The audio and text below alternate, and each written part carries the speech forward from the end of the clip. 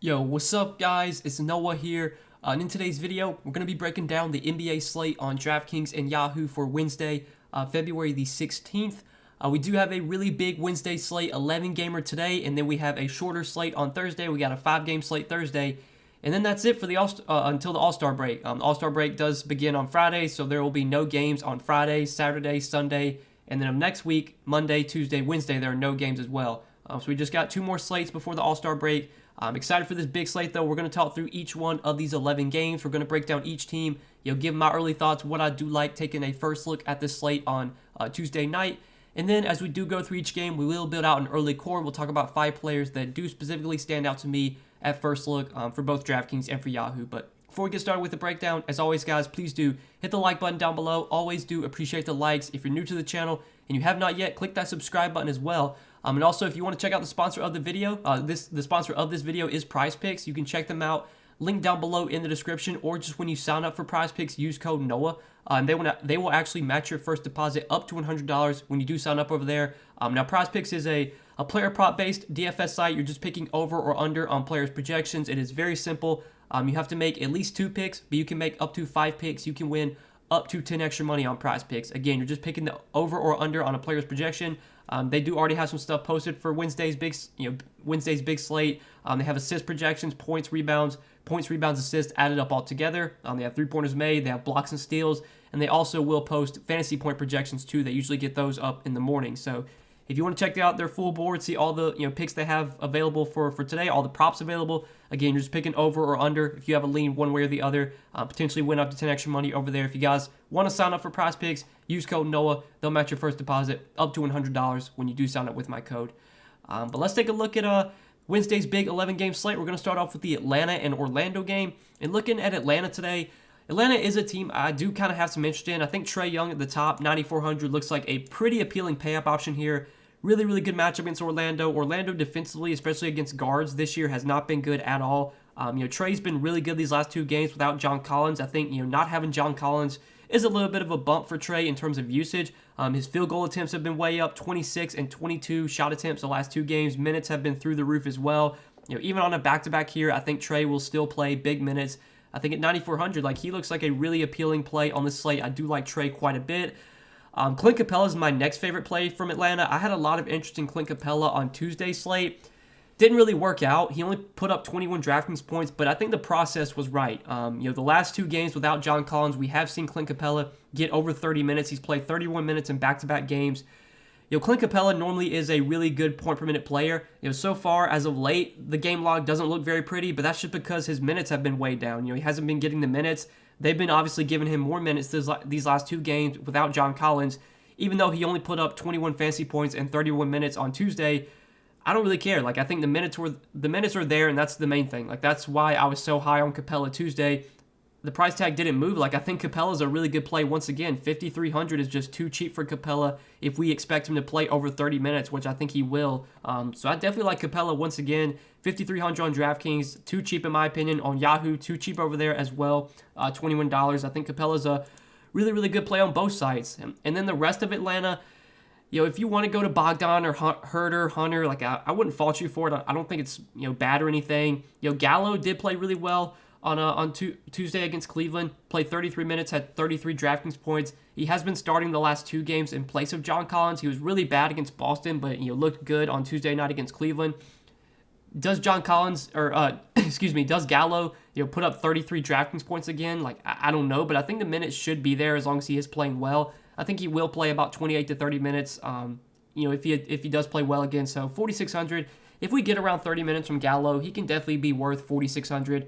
Probably my 3rd favorite play from Atlanta, and that's really it. I think Trae and Capella are definitely the 2 guys that really stand out from this team.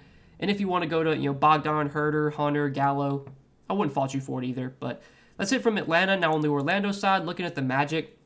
So the Magic are a team, normally I don't get too excited about. On an 11-game slate, I don't think I'm going to really be loading up on Magic guys today. Wendell Carter at 7,300, I think is probably priced where he should be. He's coming off a huge game against Denver where he put up 53 DraftKings points in 34 minutes. I really don't want to point chase there. Normally, Wendell Carter is going to be a guy that puts up 35, close to 40 a night. And at 7,300, I think, again, he's priced where he probably should be. Cole Anthony has just been like a complete roller coaster this season. You never know what you're going to get from this dude. It's a good matchup against Atlanta, but like I don't feel great about Cole Anthony right now. Just he's been so freaking inconsistent. He's a guy that's just really tough to trust. Jalen Suggs being back in the lineup has definitely hurt Cole Anthony. We've seen Cole Anthony just not be as good ever since Suggs has returned. Franz Wagner is one of those guys that like, if this game stays close and he plays like 30, 32 minutes, I mean, he can be solid at 5,700, but he's kind of similar to Cole Anthony. Like he's just been really inconsistent this season. Some nights he'll put up 45 fantasy points, some nights he'll put up 20. It's just, you never know what you're going to get from this dude. I think like guys like Wagner, Cole Anthony, I mean, you can go to these guys, but I really am not that excited about Orlando here. Mo Bamba's really cheap, but his minutes have just been way down. I mean, he played 11 minutes last game. Like, he's just not getting the opportunity. It's like, I really don't have any interest in Mo Bamba, even at a cheap price point. Just don't see much I love from Orlando. I think Cole Anthony, Franz Wagner are probably the guys I'm most excited about here. But in general, Magic won't be a team I really get, or I really load up on this slate. Next game, though, Detroit and Boston. So this is probably one of the least appealing games on the slate on Detroit's side. I mean, really tough spot here, going up against one of the best defensive teams in the league on the road. This is a game that has a lot of blowout risk. I mean, I just couldn't imagine, loading up on Pistons today. If you're playing a lot of lineups and you want to sprinkle in some Cade Cunningham or some Jeremy Grant, don't hate it, but God, like the Pistons are probably the least appealing team to target on the slate. They're pretty much fully healthy right now. They're going to be running a deep rotation. Really don't see much that I like here. And then on the Boston side, so we'll have to keep an eye on Robert Williams' status. He was out on Tuesday. We don't really have any update on Robert Williams yet for Wednesday's game. And Marcus Smart got injured in Tuesday's game and did not return. So there's a chance that Marcus Smart, could maybe be out as well. If these guys are out, I think that will kind of change my thoughts on Boston. Right now, I don't love much from Boston if all these guys are playing. But if Williams is out, that does really benefit Al Horford. Now, Al Horford got into some major foul trouble on Tuesday against Philly. Embiid got him in foul trouble. It was also a blowout. Horford only played 20 minutes. But I would be fine going back to Horford today if Robert Williams is out again. Because when Robert Williams is out, Horford does play all of his minutes at center. He's really productive when he gets his minutes at center. His rebounds go way up. We saw him get 9 rebounds in only 20 minutes on Tuesday. So I would definitely like Horford today if Robert Williams is out again. And I think if Marcus Smart is out, that does really benefit Derek White. Now, Derek White's only 5,800. I'd assume Derek White would start in place of Smart if Smart were to sit. But there's there's a lot of ways they could go. They could maybe start I don't know. They started Grant Williams on Tuesday in place of Williams. So I guess he would start again if Williams is out. Maybe they could start I don't know, Aaron Naismith maybe, but he's not even been a consistent part of the rotation. He only played 23 minutes Tuesday, and that was a lot of that was blowout run. So yeah, I don't really know. I guess if Smart were to be out, Derek White would probably be the guy that would start in place of Smart. 5,800 for Derek White if Smart does sit. I think Derek White would be a playable option. Tatum and Brown, we didn't really touch on them. Obviously, against Detroit, they could go nuts here, but in a game like this that probably will blow out, I just don't think there's much, I don't have much interest in Tatum and Brown when there's so many other studs to pay up for. It's an 11-game slate. We have so many options. That's really it from Boston. It's definitely, we're going to have to wait and see with, Williams and Smart. If those guys are out, then I think Horford, Derek White, those guys would look appealing if Williams and Smart are both out. But that's it from this game. We can move on to the next game, Washington and Indiana. So Washington today at the top, you got Kyle Kuzma, 8,600. Kuzma coming off a pretty disappointing game last game against Detroit. Played 38 minutes, but only had 35 Draftkings points. I don't really care what Kuzma did last game. I think right now with what his role is on this Wizards team, with how good of his role is right now, with how many minutes he's playing, I think Kuzma, even at 8,600, is still a viable option. Now on an 11-game slate, does Kuzma stand out as one of the top plays today? Absolutely not, but I think Kuzma does have upside to pay off this price tag, and we've seen the minutes be there. The opportunity should be there. He has shown triple-double upside. I don't mind Kuzma. Probably my favorite play from the Wizards in general.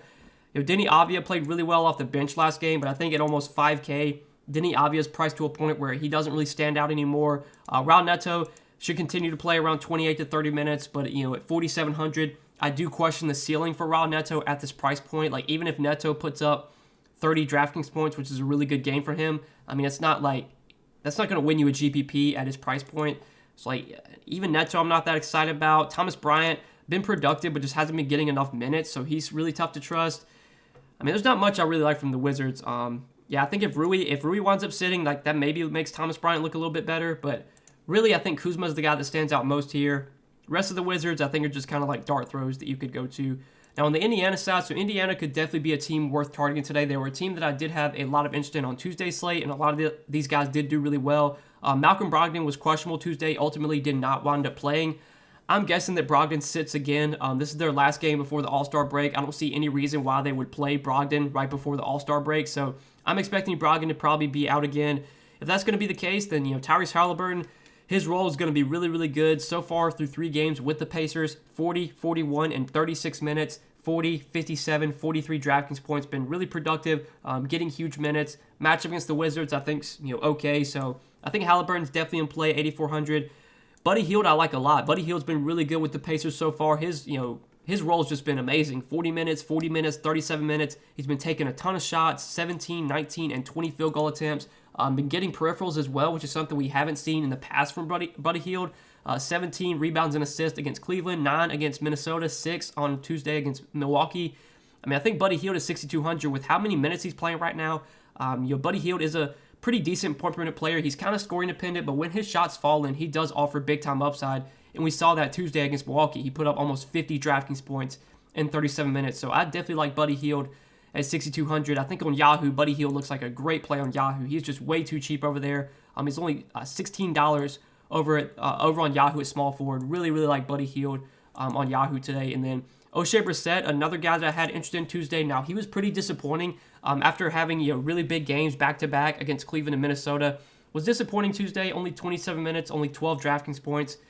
I'd be okay going back to O'Shea Brissett because I think, moving forward, he's going to be the starter. We've seen him start, the last 3 games ever since the trade deadline. He's been starting at power forward. Should play good minutes, even though he only played 27 minutes on Tuesday. I think most nights Brissett will play over 30 minutes. 5,600, definitely someone you can go to on this slate. The other guy, though, the last guy I want to talk about from Indiana is Jalen Smith. So Jalen Smith is really, really cheap today. He was, cheap on Tuesday's slate. I had a lot of interest in Jalen Smith once it was announced that he was starting. They started him in place of Duarte in the second half after Duarte got injured in that Minnesota game, and then he ultimately wound up being in the starting lineup Tuesday. They went with Halliburton, Hield, Brissett, Jalen Smith, and Goga as the starting 5.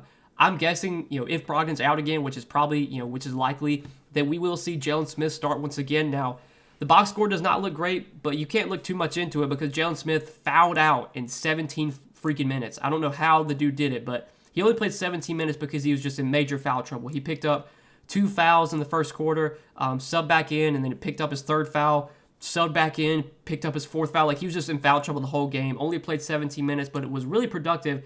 Did have 25 DraftKings points in only 17 minutes.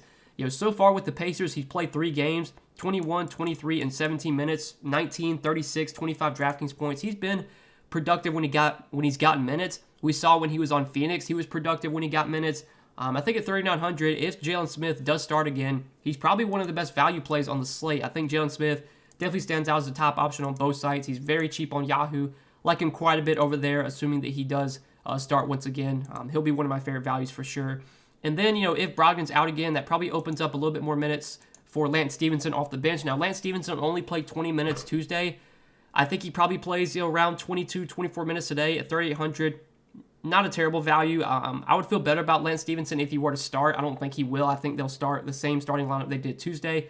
But if Stevenson winds up starting maybe ahead of Smith, then you could definitely go to Lance Stevenson at 3,800 as another value play. But that's really it from Indiana. That's, I think, everything that stands out here. Moving on to the next game, Brooklyn and New York. So looking at Brooklyn today, even though this is a road game, Kyrie Irving will not be able to play because this game is being played in New York in Madison Square Garden, and you have to be vaccinated to be on the court.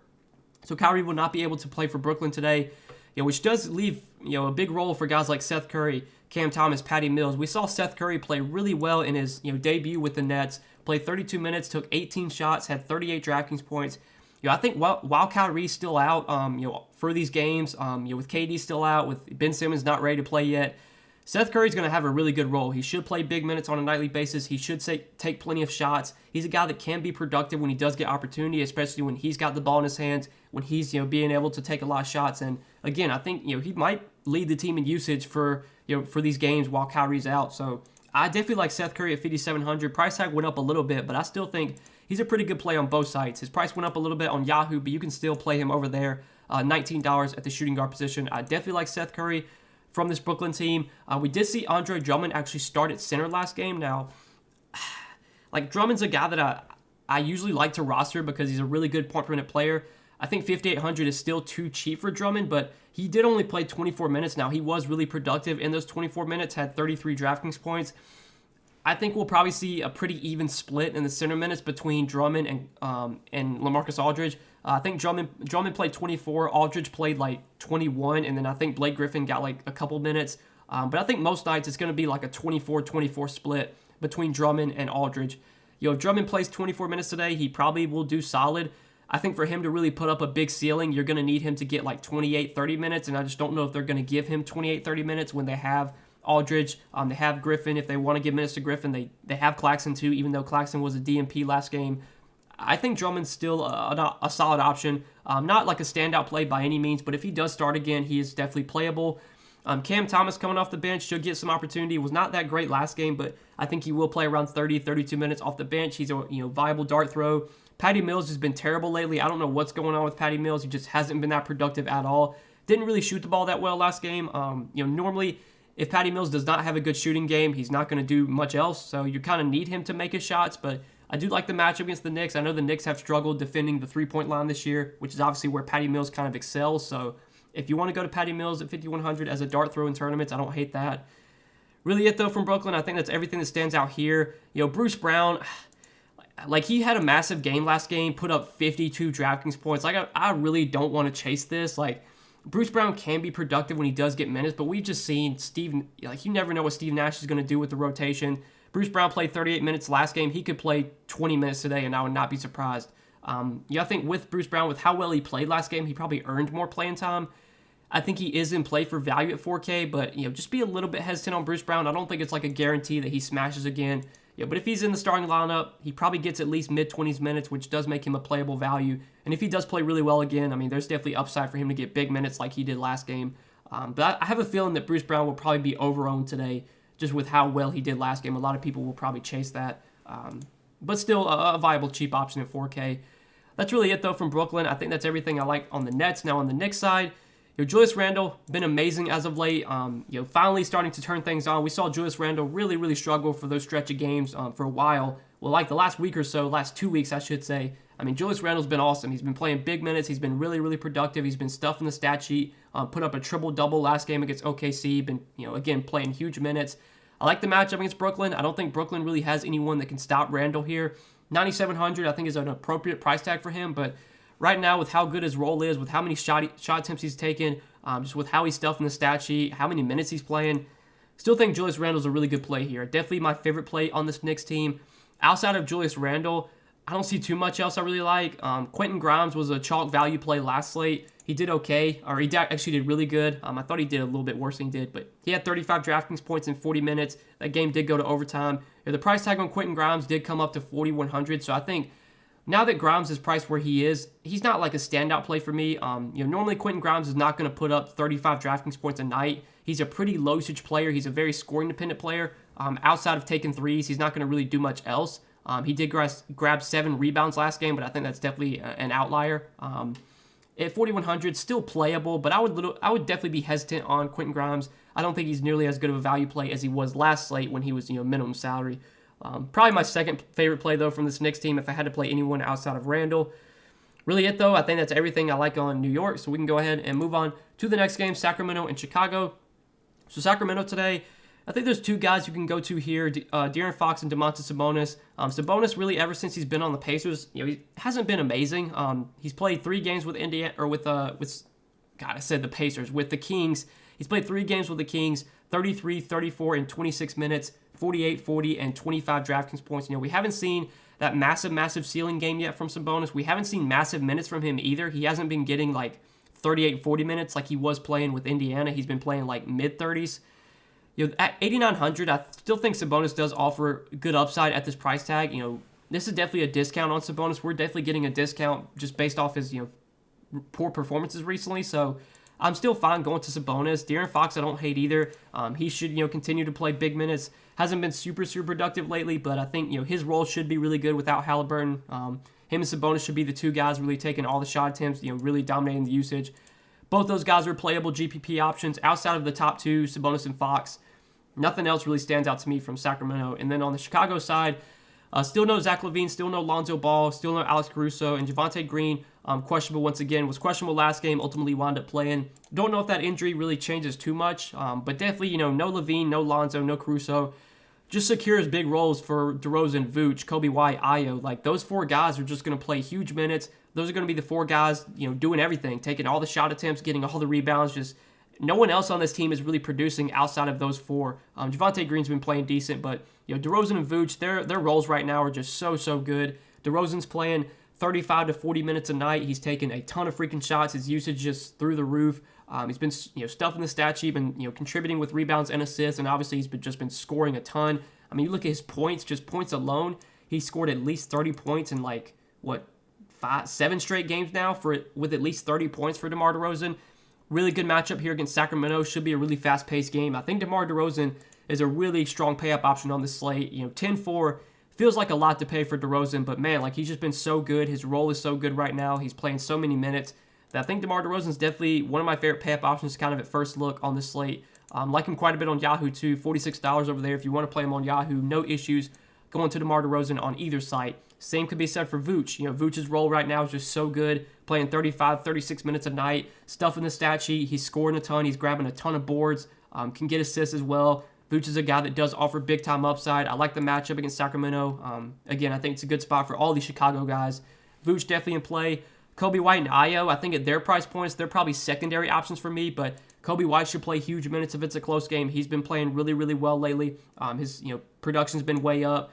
Ayo should play huge minutes, probably 40 minutes for Ayo at 6K. Probably priced where he should be, but I still think Ayo offers upside at this price point when he's getting as many minutes as he is. So all four of those guys from Chicago, I think, are firmly in play today.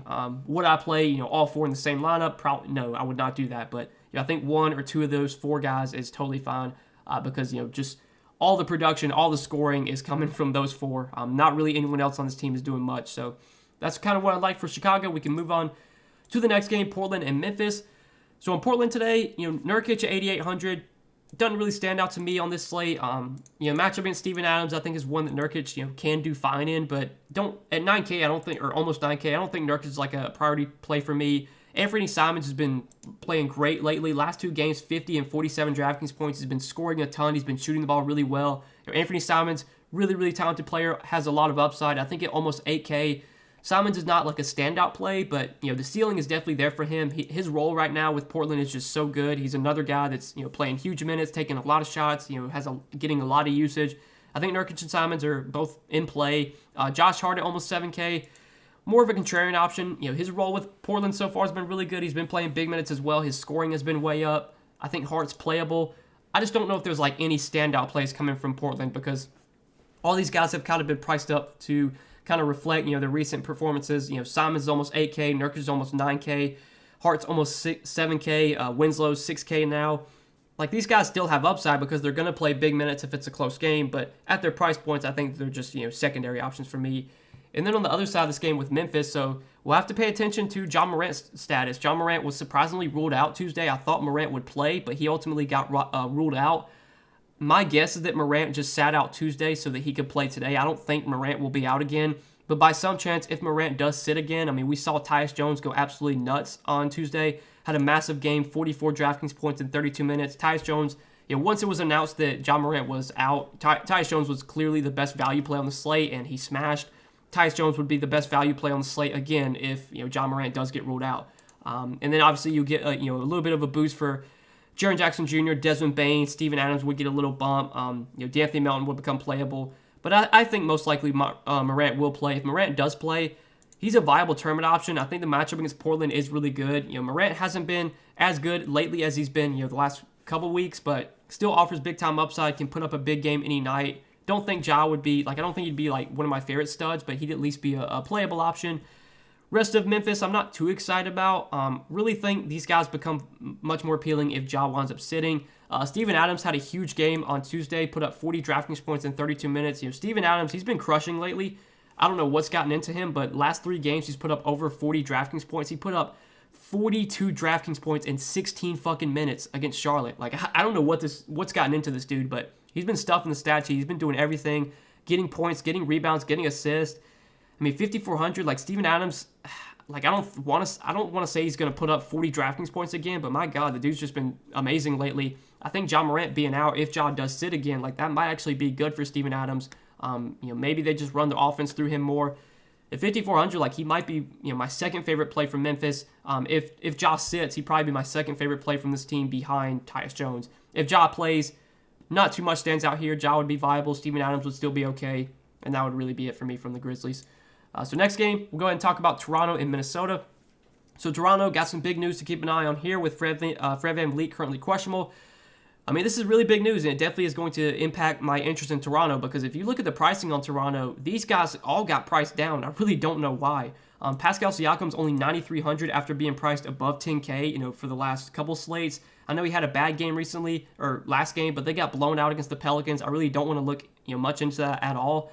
I think at 9,300, Siakam would be a really good play today, especially if VanVleet's out. I think the same could be said for everyone else. I mean, Gary Trent's only 6,100. We've seen Gary Trent have some massive games with VanVleet out this year. I know he had a huge game against Houston whenever VanVleet was out. I think Gary Trent would look like a really good play.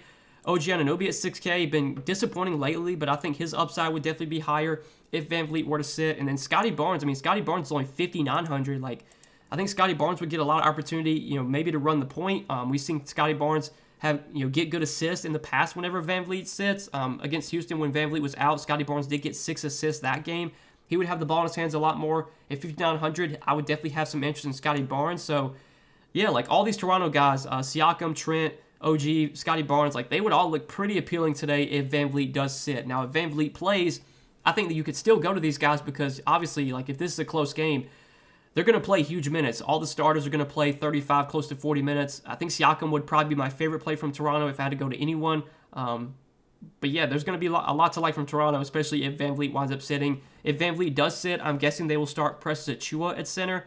Precious Achiuwa is only 3,300. He did start last game, I do believe. That VanVleet was out. Only played 14 minutes. Only had 15 DraftKings points, but I think he would be a pretty solid value if VanVleet winds up sitting and he winds up starting. But that's really it from Toronto. We can move on to the other side of this game, talk about Minnesota. So Minnesota, another team we'll have to keep an eye on for the injury report. It's a back-to-back for Minnesota.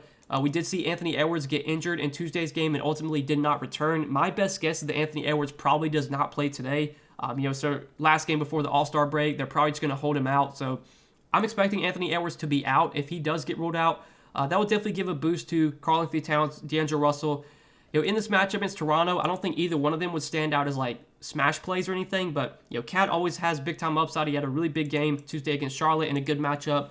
Not as good of a spot here, but I think no Ant. If Ant were to sit, that would make Cat look a little bit more appealing.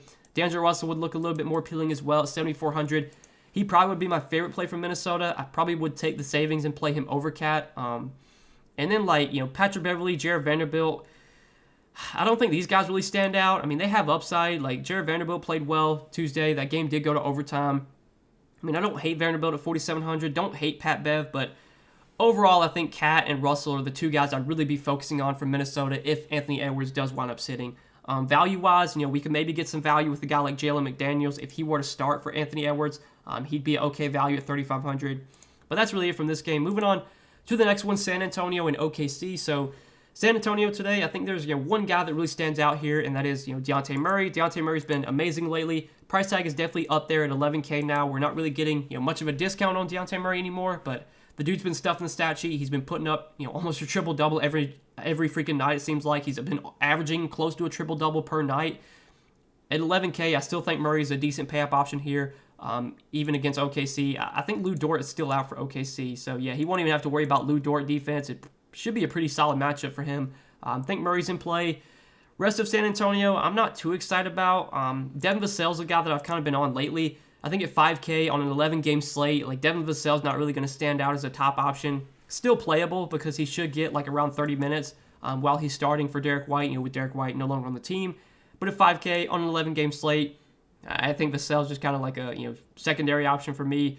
Not too much really stands out from San Antonio, just to be honest with you. And then on the OKC side, Josh Giddey's coming off a massive game last game, triple-double against the Knicks, played 39 minutes in overtime, had 64 DraftKings points. I'm guessing that Giddey, moving forward, is no longer on a minutes limit. They said he was going to be limited to like 30 minutes, and that lasted for like 3 games. So I'm guessing we get 33, 34 minutes from Giddey today if this game stays close. Matchup against San Antonio is decent. Like, San Antonio has been playing at a pretty fast pace this year. But I think 8,300, Giddey got priced up enough to a point where, he's not a guy that really stands out to me. Baisley's priced up. Trey Mann's, he's almost 5K. I mean, OKC, they are going to be without some guys. There are no Ty Jerome, no Kendrick Williams. So, maybe Poku gets more run. Poku's only 4K. Last few games, his minutes have kind of been trending up. Now, last 2 games, they went back down. But the 2 games before that, he had played 30 minutes in back-to-back games. I think without Ty Jerome, without Kendrick Williams, like, Poku probably plays more. So, as a value option, I think he's definitely viable. He is someone that we can look to as a cheap play. I do have a little bit of interest in Poku today, coming off the bench.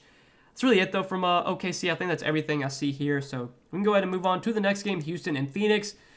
So this is one I'm really not excited about. Houston, tough spot here on the road against the Suns. A lot of blowout risk in this game. Christian Wood is 7,700. Always offers some upside at this price point. 7,700 is definitely cheaper than we've seen Wood price in a while. Like, normally he's above 8K.